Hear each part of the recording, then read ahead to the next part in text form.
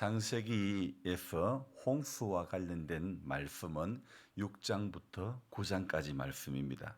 세 장에 걸쳐서 홍수 이야기는 또 4단계에 걸쳐 가지고 나오게 되는데요. 먼저는 하나님께서 홍수 심판을 작정하신 이유를 내가 왜 홍수로 지면을 썰어버리겠다. 작정하신 이유를 설명하는 단계죠.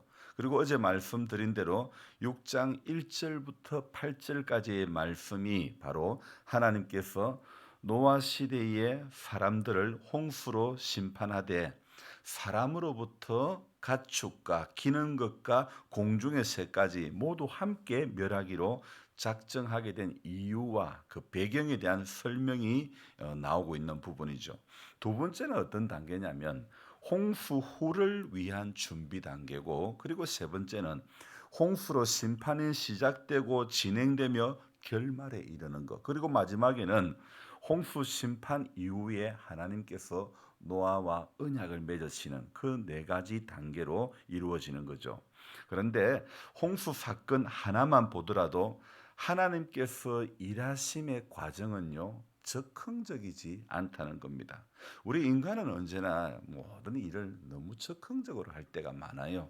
기도한다고 하지만은 돌아서서 보면 하나님의 뜻이 아니라 적극적으로 그냥 마음이 끄는 대로 오늘 이 6장 3절에 육신이 됨이라 이 말씀처럼 육신에 얽매여서 육신 위주의 삶을 살 때가, 육신 위주로 적극적으로 살아갈 때가 우리는 너무 많다는 거죠. 그런데 하나님께서 일하시는 모든 과정들을 보면요, 모든 일에 다 단계가 있고 과정이 있는 거예요. 그래서 하나님께서 세상을 만드시는 저 창조의 과정에서도 첫째 날에, 둘째 날에, 셋째 날에, 마지막 여섯째 날에 모든 것이 단계를 따라 창조하셨죠. 믿음의 조상 아브라함을 부르시고 이삭을 세우시고 야곱을 세우시고 요셉을 세우시고, 그리고 애굽으로 이사가고 애굽에서 나오고 가나안 땅 약속의 땅으로 들이시고, 이 모든 것이 보면 하나하나의 단계를 거쳐가는 과정을 거쳐가면서 이루어지는 것들이죠. 창조의 과정과 족장들의 역사와 왕들의 이야기, 모든 것에, 모든 과정에 하나님께서 일하시는 하나님이심을 우리는 알 수 있죠. 또 그뿐 아닙니다. 오늘 우리 개인의 삶 가운데서도 하나님은 분명히 일하시는 하나님이신 줄 믿습니다. 그래서 오늘도 눈을 뜰 때에 오늘은 또 어떤 인도하심이 있을지, 오늘은 또 어떤 모양으로 하나님이 내 가운데 일하실지 기대하며 하루를 시작해야 될 줄 믿습니다. 정말 바쁜 시간을 보내고 있습니다.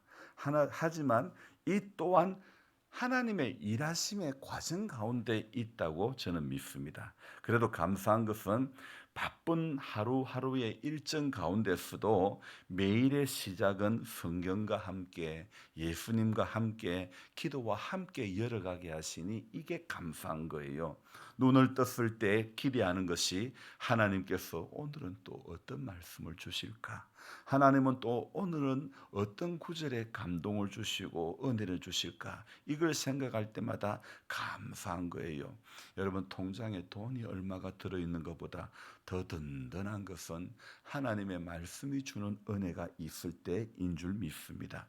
며칠째 저는 난해한 구절 때문에 고민을 하고 있습니다. 제 속마음으로 그대로 이야기하면 단상에서 써서는 안 되는 단어지만은 아이고, 이런 단어를 쓰고 싶습니다. 나는 성경을 그렇게 깊이 연구할 시간도 없는데 이 난해한 구절을 제가 괜히 건드린 거 아닌가, 이런 생각을 해봅니다.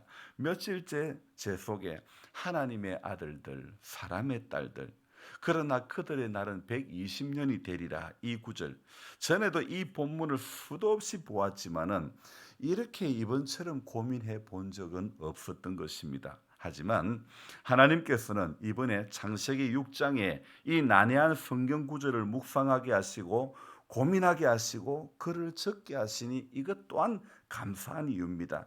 며칠간 고민하던 것을 오늘 아침에 알게 해주셔서 감사합니다. 120년이라는 숫자, 인간의 수명이 단축된 것을 말할까? 아니면 노아가 방주를 만드는 기간, 즉 물로서 심판을 시작하기까지의 시간을 말하는 것일까? 결론은 그들의 날은 120년이 되리라 이 말씀이 주어진 것은요. 제가 먼저 이 창세기 6장부터 9장까지는 네 단계에 걸쳐서 이루어졌다고 말씀드렸는데, 바로 이 그들의 날은 120년이 되리라 이 말씀이 주어진 것은요, 홍수와 관련된 단계는 어떤 단계냐? 바로 하나님께서 심판하시기로 온 그 지면에서 썰어버리겠다. 내가 창조한 사람을 내가 지면에서 썰어버리겠다고 계획하신, 작정하신, 바로 심판하시기로 작정한 그 단계, 심판을 작정하시는 단계에서 하신 말씀이므로 이 120년이 되리라 이 말씀은요, 심판이 시작되는 시간을 의미하는 거죠. 자, 그런데 문제는요, 이 120년은 양면성을 가지고 있는 겁니다. 하나님 편에서 120년은 홍수 심판을 실행하시기 직전에 준비 기간이 되는 셈이죠. 그리고 홍수 심판 이후의 족장들의 이야기를 보면 거기에 창세기에 기록된 족장들의 나이가 몇 살에 죽었는지 그런 이야기가 어디에 나오냐면 창세기 5장에 나옵니다. 그래서 창세기 5장에 기록된 사람의 연수와는 비교도 안 되는 홍수 이후에는 나이대가 떨어지는 것을 볼 수 있습니다. 5장에서 인간의 나이가 언급이 되어 있는데 이 인간의 나이가 또 나오는 곳이 있더라고요. 바로 창세기 11장에 가면 또 인간의 나이가, 사람의 나이가 몇 살대로 살았더라 이 이야기가 나오는데, 바로 바벨탑 사건 이후에 등장하고 있는 것입니다. 그래서 여러분들은 그냥 빨리 못 찾는 분은 그냥 11장을 넘겨보지 마시기 바랍니다.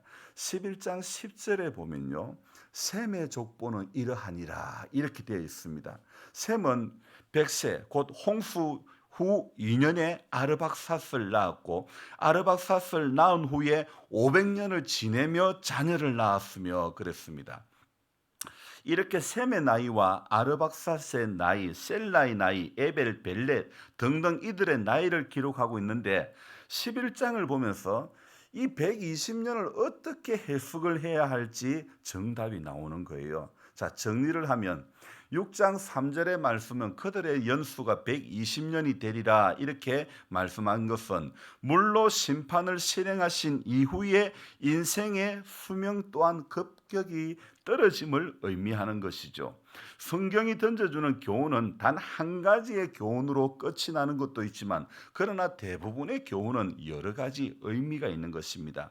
예를 든다면 창세기 12장에서 아브라함을 부르시는 장면에서 본토 친척 아비집을 떠나라고 했는데, 그러면 내가 너로 큰 민족을 이루고 내게 복을 주어 내 이름을 창대하게 하리니, 이 말씀도 그렇습니다. 본토 친척 아비집을 떠나는 다는 그 말씀의 의미가 단 한 가지만은 아니라는 사실입니다. 약속의 백성으로 부르시는 장면인데, 순종하면 하나님은 큰 민족을 이루게 하시겠다. 그러나 아버지 집을 떠나라는 것에는 또 이유가 있는 것입니다. 바로 아버지의 데라의 직업, 우상을 만드는 그곳, 바로 우상을 만드는 그곳에서 떠나기를 하나님은 원하시기 때문이죠.